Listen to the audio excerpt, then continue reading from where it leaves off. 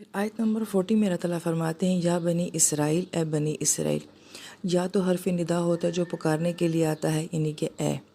بنی کا مطلب ہوتا ہے بیٹا، یعنی کہ اولاد کے لیے آتا ہے۔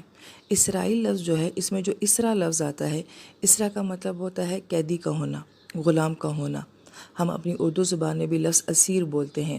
عموماً شاعری میں لفظ استعمال کیا جاتا ہے کہ زلفوں کا اسیر ہونا، یعنی کہ کسی کی زلفوں کا قیدی بن جانا۔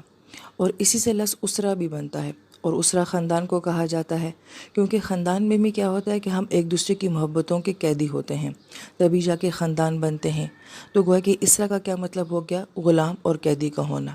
اور ای لفظ جو ہے یہ عبرانی زبان میں الہ کے لیے، یعنی کہ معبود کے لیے، اللہ تعالیٰ کی ذات کے لیے آتا ہے۔ اس لیے ہم یہ دیکھتے ہیں کہ جبرائیل، میکائیل، اسرافیل، ہر ایک فرشتے کی نسبت جو ہے وہ اللہ تعالیٰ کی طرف کی گئی ہے۔ یہ اسرائیل کا لفظ جو ہے یہ یعقوب علیہ السلام کا لقب تھا۔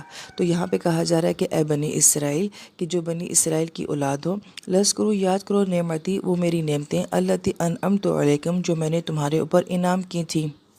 آیت مبارکہ میں جو لفظ انعمت آ رہا ہے یہ نعم سے ہے، اور نعم کا مطلب ہوتا ہے کہ کسی چیز میں آسانی کا ہونا، نعمت کا ہونا، لگژری کا ہونا، آسائش کا ہونا۔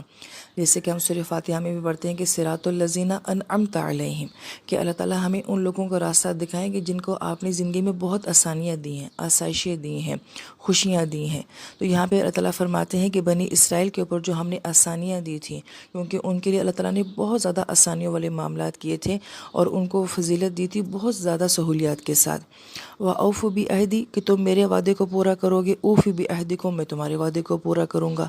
اوفی لفظ جو ہے یہ وفا کے ساتھ ہے، اور وفا کا مطلب ہوتا ہے کسی چیز کا پورا پورا لے لینا۔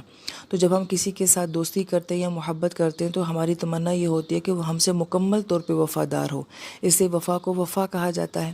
اسی لفظ سے فوت ہونا بھی ہوتا ہے، فوت۔ اور جب کوئی انسان فوت ہوتا ہے تو اس کا مطلب ہوتا ہے کہ اس کے جسم سے اس کی روح کو جو ہے وہ پورا پورا لے لیا گیا ہے۔ اور یہی لفظ جو ہے یہ وعدوں کے لیے بھی آتا ہے کہ جب کسی سے وعدہ کرو تو پھر پورا پورا وعدہ کرو، ہر شرط کو، ہر بات کو جو ہے وہ پورا کرو۔ وَإِيَّايَ فَارْهَبُونِ، اور تم مجھے سے ڈرتے رہو۔